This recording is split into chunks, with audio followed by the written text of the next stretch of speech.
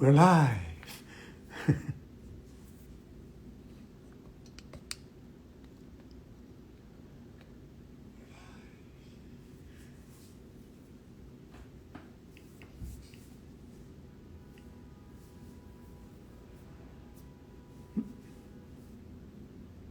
I see Maressa,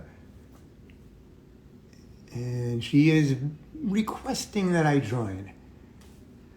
There we go. Let's bring in Maressa here.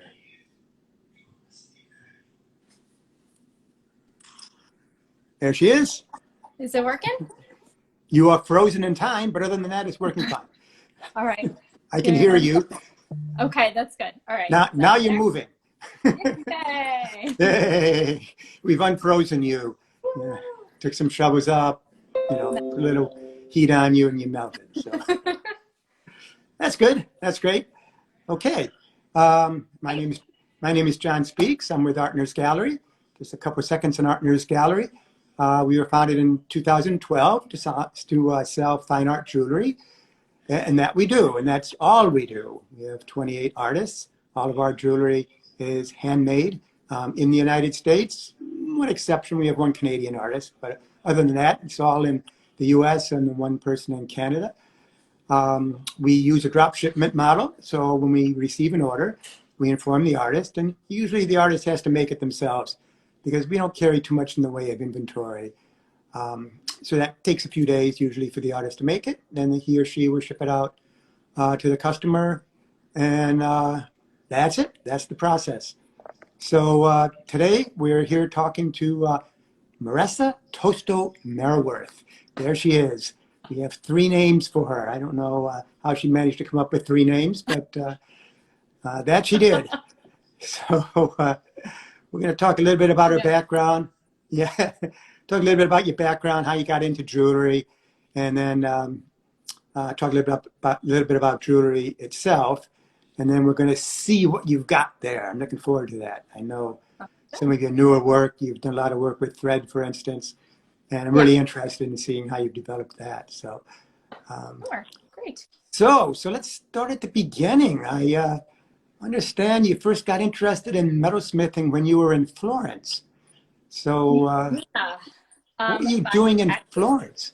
I was in my junior year of college, study abroad, and that's the story of where a lot of things start. But I just needed to fill a credit. I was there studying with an amazing professor, actually, on my honors thesis on Leonardo da Vinci. Not supposed to be metalsmithing at all, and I just became very addicted and probably spent way too much time in this very dark studio with a lot of really great people. And I left there just thinking that it was going to be a hobby, a very expensive hobby, but a hobby. Nonetheless. And, I went on, I have a visual communications degree, illustration degree from Syracuse, finished that up, finished my honors thesis, and just thought that was that. I had to move on, and it was something fun that I did. What did you continue to study jewelry per se, technique and design in Syracuse as well, or? Yeah, not really. I was, in my senior year and in the thesis program, so I already was carrying 21 credits or something silly for your senior year, and I took one class. I was pretty sick my senior year as well, so I just really wasn't thinking of anything else besides it just being fun. But that was in 2001, and I immediately moved to New York City with a bunch of friends and was having a good time and trying to freelance, doing everything from like painting trompe l'oeil in people's apartments to whatever side hustle I could gather together for graphic design. But that was when everything went digital, and I really truly hated all of that. And I was drawn to the tactical nature of the illustration that I was doing. Was very 3D collage, and I was drawn to that same tactical feel that came to jewelry, and I was missing it all around. And then 9/11 happened, and that was my huge wake-up call, and I changed everything and stopped being afraid to take chances. So you have a master's of fine arts at RIT, right? Rochester. Yeah. I moved back upstate to be with the person who's now my husband, and I worked for a jeweler who, for God knows what reason, decided to take me on. He had, I think because I looked like his daughter, because I had no business being in commercial jewelry manufacturing, but he took a chance on me and I learned so much. I was with him for 3 years and then another 2 years while I was in graduate school at RIT. Oh, I see. I see. Yeah. So you had a few years gap there. Yeah. Right. So I did the jewelry manufacturing, mostly custom design engagement rings and wedding bands, and then continued to work with him while I finished my graduate degree at RIT, and then was exhausted when I was done. I imagine you had a couple of different things you're working on. Yeah. Yeah. Never And bored. then, did you continue to work with him after you got out of RIT, or? So as soon as I graduated in June 2007, and my husband and I took over Herman Weimer Vineyard in July 2007. So I did work with him part-time. I was his shop manager at the time, and he's just an amazing human. He was like a second dad to me, so we kind of very nice, hard time quitting each other. So no, I remember talking to him. He's very nice. Yeah, he's a great person. And so I think I worked on my own jewelry, plus worked at the winery, plus worked for him for about a year and a half, until I just said, I'm not going to come to work tomorrow, and you're going to have to be okay with that. You have to be okay with it. So is that when you decided to form your own company? Yeah. So it's somewhere kind of organically between that 2007 and January 2009, I was playing around with my own ideas of what I thought my own line would be, having gotten my feet wet with him, and knowing what I didn't want to do too. So you gave that a little bit of a try in New York. Yeah. Yeah, for sure. I think it's just as important as knowing what you do want is knowing what you don't want. So. Oh, absolutely. No, absolutely. So then you set up your own company, and you went for it. Went for it as much as I could go for it. Well, that's great. That's great. Yeah. I know you won an award. I can't remember the exact name of it now, but that really kind of put you on the map back in 2012, 2013, and through there? Yeah, I think it was 2013. And that was kind of the time where I was starting to figure out the show scene. And that's where I met you guys. Right. And trying to figure out what was possible for me, knowing that I still had responsibilities helping to run the winery, but also knowing just as much that I couldn't not do this. So Sure. So you had to find the time for it, kind of do two things. Yeah. Yeah. So winning that award, it was from the Revere Academy.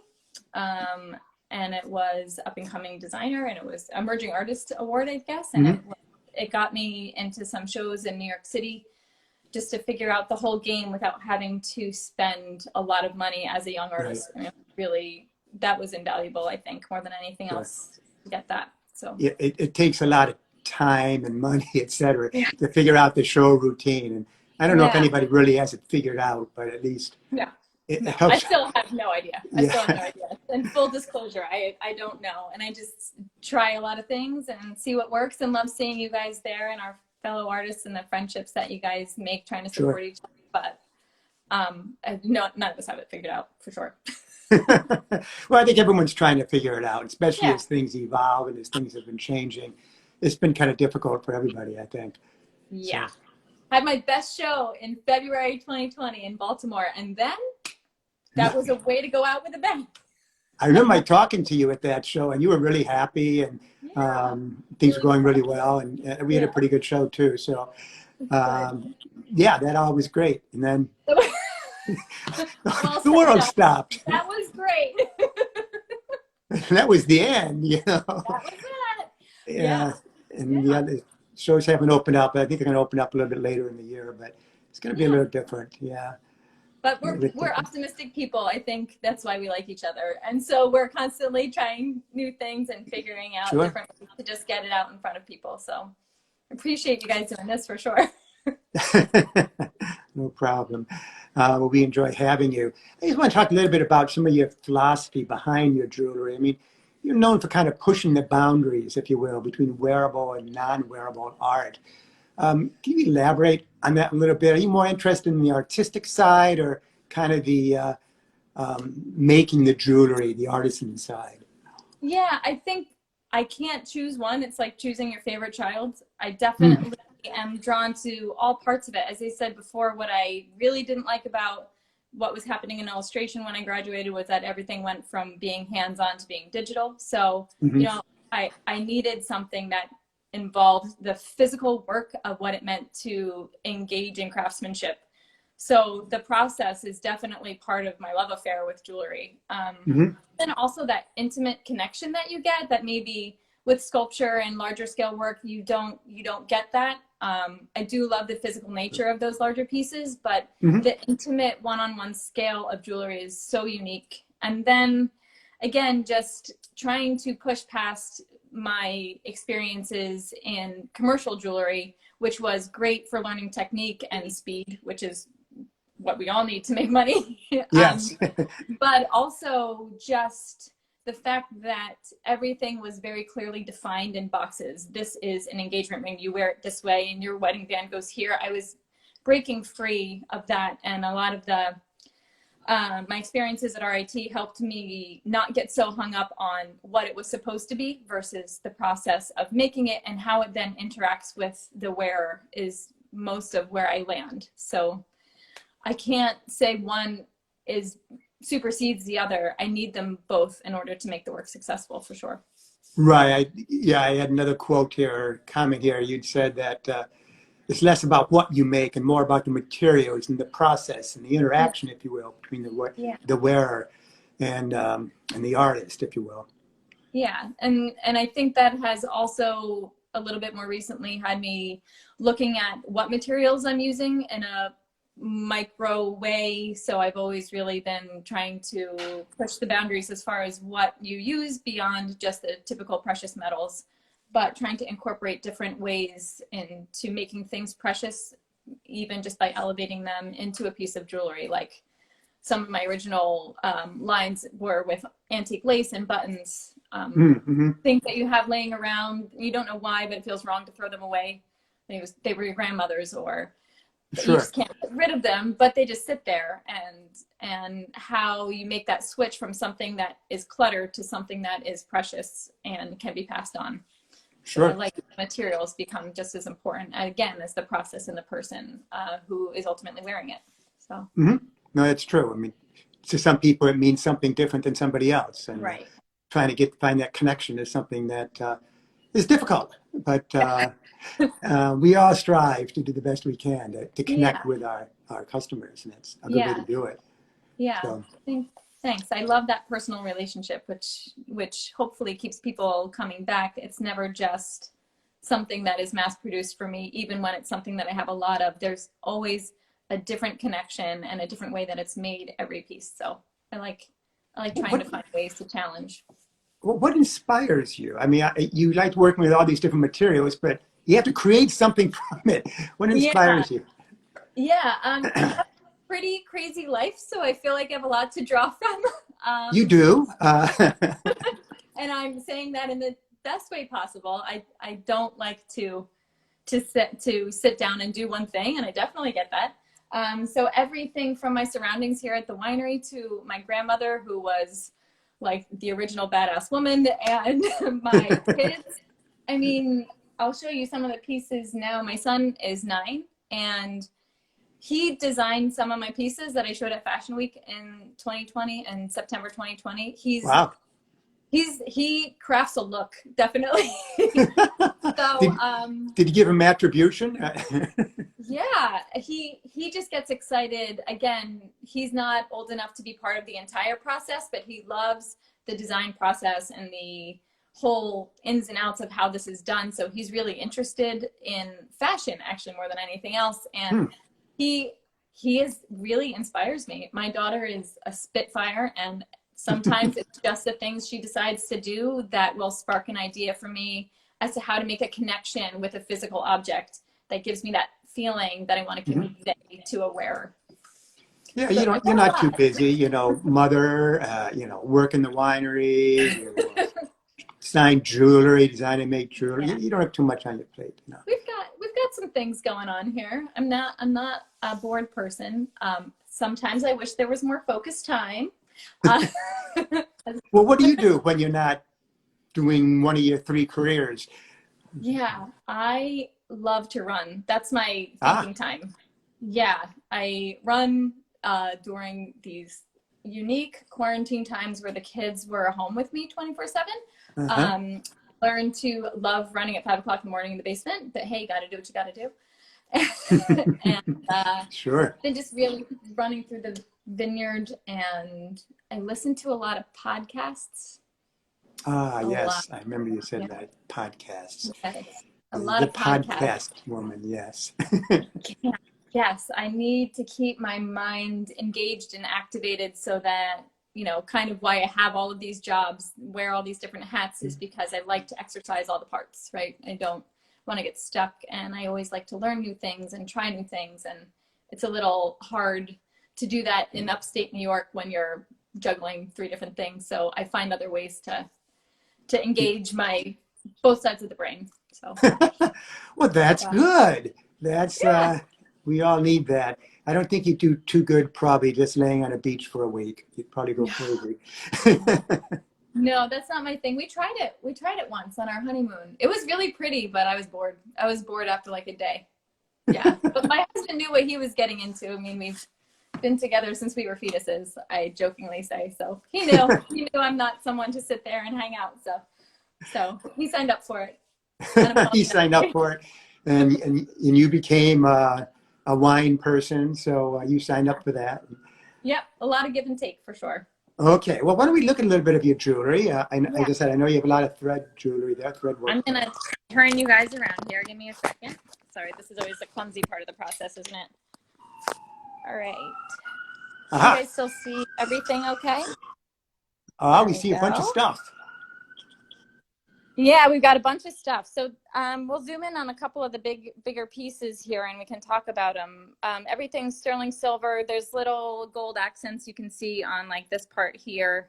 A lot of the structural parts I have gold pieces in, and then the threading comes through, and it's all 200 silk thread in there. And just to make my son happy, I'll show you. Like this is one of the rings that he designed for Fashion Week. Oh, wow. Yes, yeah, That's he wanted cool. it to be. Yeah, he wanted it to be like a spyglass. Yeah, it looks like it. Yeah, and he had this other idea, which turned out to be really cool. He knows I don't like things to be matchy match. So even my earrings tend to be, like these pieces here, a little bit. They match each other, but they don't match per se. And so stylistically they match. They go together. Yeah, just to have a little fun with them. So he actually designed these pieces here to be convertible earrings where you can wear it down as a dangle, and then you can put it up and wear it folded in half where this part is behind your lobe too. So he knows. Yeah. Do you actually kind of bend it up, or do you take it off and put it back on, or how does that work? Yeah, I'll show you here a second. So you have this part, this is a little bit awkward here. So you can take the back off, and there's a little loop on the bottom. I think I can zoom in on the bottom of this to show you. Okay. But there's that little tube part that slides over the post, and then that part goes behind your ear while the smaller part here stays in front of your ear. Goes in front, yeah. Yeah. Well, that's pretty cool. Yeah, so that was his little creation, and it worked out really well because I do love options. I like to make things with options. So I've been doing the threading work probably for the last year or so. Been really trying to find new ways to get pops of color without mining any new stones. So that's kind of where that came from. Yeah, well, I know you're very sensitive to that sort of thing. And you have ethically sourced diamonds or recycled diamonds and metals and stuff like that. So yeah. So we've only been using Canadian diamonds for, well, it's been easier to get them, thankfully, for probably the last 3 or 4 years, but been only using Canadian diamonds for the last 6. And then, a great group of people who I'm able to source some stones from, but for the most part, the silk serves the purpose of getting a great integration of work and color without having to worry about the source of the material being traced, I guess, is the best way to say that. So yeah, no, I understand. I think a lot of jewelers, I know we try to be very sensitive to that as well. That's becoming very big in the industry. I think we're very sensitive to the issues surrounding that. So Yeah, you always want to be a good steward, You especially do. when you realize you've made some small humans who are going to be here a lot longer than you, so you better do your part, right? Yeah. Yes. Yes. Yeah. We're all here to do our part. Yeah. So, so yeah, what is that big one you have in the middle there? Kind of This crisscrossing threads. Yeah. this guy here. So Mhm. this is a lariat necklace Oh, I do. So yeah, yeah. it's a little tricky. I'm gonna get a stand here so I can show you. Sorry about that. We now see your studio floor. No. Yeah. So good, just what you wanted to see. I'm just gonna put my stand up so I can turn it around again. Okay. There we go. Hi. There you are. So there we go. So you can wear it like this, and then you turn it around and put it on this way. With the smaller square through the larger. Yep, the smaller Oop, square yeah. goes to the larger, and you can wear it like a lasso necklace. Ah, Yeah, that is really cool. yeah. That looks great. Thanks. And Yeah. it's one of those pieces that looks different on everybody, but kind of still looks Hmm. good on everybody. It doesn't matter your size. That's the other nice thing about jewelry. I'm only 5 feet tall, and I like to wear big accessories, so I like Can I like you make your jewelry again, or is it all one-off type thing? Yeah, for the most part, I have a process where 90% of it will be the same. So the base structure will be the same. And then, I like to take the thread and change it up every time just because no one really wants to see themselves coming and going, I believe. So I don't really use molds at all, Hmm. maybe a handful of parts to some of my other pieces. And I Right. try to make sure there's some unique bit of every piece that someone is getting. Just everyone likes to feel a little special, I think. No, sure, absolutely, absolutely. And Yeah, everyone does it in a different way. So, yeah, for sure. So, and I've been working a little bit more too with, again, pushing the interaction with the body. So mhm. at Fashion Week, I wanted a combination of male and female models to show the work. Just, brooches being worn as earrings because all the brooches had magnetic backs. And you Okay. could put it on a male or a female. And then a necklace being worn as an ear chain. And kind of inspired by how we're all walking around with masks now. Uh, Yes. we all like walk around with this thing hanging down off one ear, and I was like, that's kind of silly that it doesn't look more beautiful. So, Absolutely. yeah, and again, just a more gender inclusive look at things again because my son's super into fashion, which is great, and so Yeah. he's he has a lot of accessories on when he goes to school, and Okay. he's definitely had me thinking more about the gender inclusivity of all the pieces too. Yeah, I think that is, I don't want to say the norm, but that's becoming more and more popular, I think. Yeah, yeah, People are and more realizing. people. I mean, if you have your ears pierced, you can wear whatever you want. It doesn't matter, Yeah. right? No, Yeah. absolutely. Absolutely. Now, you're saying your son has his ears pierced? That is a line we are not going to cross because he doesn't like pain, and I told him. So, Okay. yeah, I said, it hurts. You saw your sister have it done, and there's a reason why it was done at 6 months old, so she wouldn't remember. And if you decide that that's a pain you want to go through, you are more than welcome to have your ears pierced. So he's been thinking on that one for a while. But the magnetic backs make it so anyone can wear the earrings. And then you Right. can transfer it over to wear as a brooch too. So the magnetic backs are really great. I love them. Yeah, get the multi-use there, and Yeah. anyone can use it, as you say. Now, Yeah. you in Fashion Week. How did that work out? Yeah, it was weird. I did it through Flying Solo. They did an amazing job having a live fashion show during a pandemic for sure. That was a challenge. Hmm. Um, I just it was very unique. I would love to do it again under different circumstances. I was paired with a designer whose clothing was very sculptural and again about the interaction of the body and the wearer. So we were a great fit together. His name was Arcuo and Arcuo Studios, if anyone wanted to check them out. And yeah, I loved to see it come alive and to see it paired with something that also had a unique vision. So I would do it again, just hopefully in a more open environment where, again, like I could bring my son to be in. He would have loved to have been there, but obviously we couldn't do that. And it would just, okay, truth time. I've been watching Project One Way since season 1, and I was in my head, this is how it's going to be. I want that experience with the next time I do it. There you go, the full-blown Yeah, that's my dirty experience. little secret is I have watched every single season and episode of Project Runway since the very beginning. And so, yeah, in my mind, that's the experience I want to have. So I'd love to do it again at a different time. Right, when you can really have that full experience. Yeah, but they did a good job giving us the best experience they could and showing the work. It was great. Yeah, but that's good. That's good. I'm glad Yeah. you enjoyed it. Yeah, I think Yeah. yeah, we did one fashion week, I think, 1 or 2. Yeah. Yeah, Was it not during a pandemic? it was not during a pandemic. It was, You're winning already. I'm sorry? I said you're winning already. Yeah, winning already. Yeah. Yes, I have a few stories around that, but we won't repeat those now. Another time. That's for the offline version. Yes, that's for the offline version. So if you were to describe your jewelry in one word, what would it be? I'll give you like 2 or 3 words, but only one.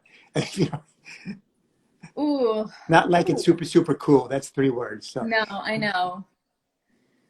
Like an art accessory is the best way to describe it. So I'm going to turn you around again to show some of the pieces. Yep. Some of the work that I do, and specifically, I think I'm thinking around these pieces here. I have people come up to me all the time and ask, "Well, what is that?" And I love that question. I want the jewelry to not sit in a box when you're not wearing it. They're little sculptures that interact with your body. And that kind of is the main goal. It's beautiful. You spend a lot of money on it. I spend a lot of time on it. Let's not stick it in the dark when you're not wearing it. So, and then the way they interact is so important to me. So I would just say, yeah, an art accessory is the best way to describe it. Okay, that's good. I mean, people talk about 3-dimensional jewelry, but I don't think they've seen your jewelry. I mean, yours definitely is 3-dimensional. It's 4-dimensional practically. It's got a lot going on in a small space there. Very sculptural. Yeah, so they're a lot of fun. I'm gonna turn it around again so you can see how they work with the body, because again, that's kind of the complete part of how this works, right? So the piece is only 50% there unless someone's wearing it. So let me turn it around. Okay. Here we go. Back to the couch. Back to the floor. Oh, you got that one fast. So the bracelet that you saw earlier there, yes. little sculpture, this is actually how you put it on. And it's, it's not difficult, it's not easy, or it's not hard to figure out, but it just makes so much more sense and kind of comes to life once you have it on. It does, yes. So. Absolutely, yeah. And yeah, that's beautiful. Thank you. It's one of the pieces where I started to feel like I was putting it all together as to what it meant to me to do what I do. Sometimes you're just kind of fumbling around, sketching in 3D, trying to figure out your why, I think. And that was one of the pieces that kind of opened it up for me to not be so tight and not be so obsessed. I actually stopped sketching after this bracelet. I stopped drawing. I don't have a sketchbook anymore. Well, so you just use CAD or you just freeform? Nope. Been there, done that. That was part of the engagement ring life. I don't do that. Okay. Thumbs down. Yeah, I don't have a sketchbook. I haven't had a sketchbook probably for 7 years or so. I don't know if you guys know him, but up at RAT, there's an artist, Juan Carlos Caballero Perez, and he has. I don't. Maybe Keiko does. Yeah. Yeah, he does these really unique pieces. They're a bit reliquary like, and sometimes you can wear them, and sometimes you can't. And the detail work is intense. And he was the one who told me that, I know you can draw. I actually know you can craft anything in a 3D model, because I was doing CAD CAM in my commercial jewelry life. But it just made me unhappy. So stop doing it. And he's like, just draw. Don't worry about what happens. Just start with a shape and take that shape apart, put it back together in a unique way. And that's all I did here, was to unspiral the circle, and then how does that unspiraled circle interact with the body. So each of the, I have no starting point. And from there, I'm taking it apart to figure out what I want it to be and how I want it to interact. And that helps me keep it sculptural, more so than thinking of it as a ring or a bracelet or a necklace first. Okay, so you kind of start with the artistic aspect of it, and then you get to where you want to be, and you figure out what it's going to be at that point, sort of.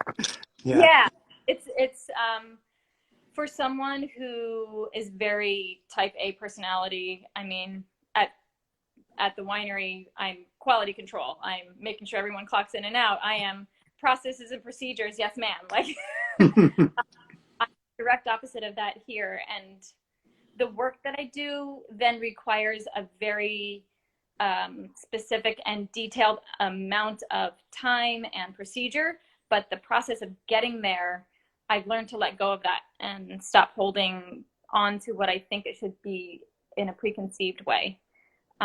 Okay. Yeah. So that was a big opener for me, and it's kind of made it so that. Well, it opens up a lot of avenues you might not have even thought of before.